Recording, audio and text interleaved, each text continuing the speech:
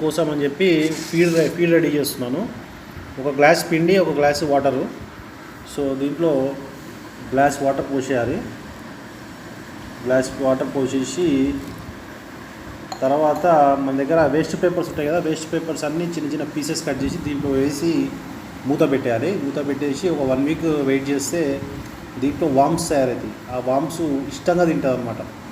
కోళ్ళు, నాటుకోళ్ళు ఇష్టంగా తిని గట్టిగా బలిష్టంగా తయారవుతాయి.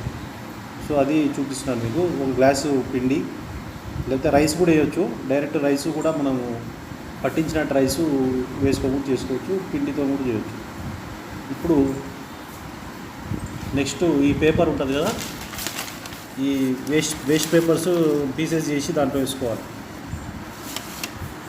నెక్స్ట్ పీసెస్ వేసేసి దాంట్లో వేసి 1 వీక్ వెయిట్ చేయాలి. 1 వీక్ వెయిట్ చేస్తే యువర్ ఫీడ్ ఈజ్ రెడీ.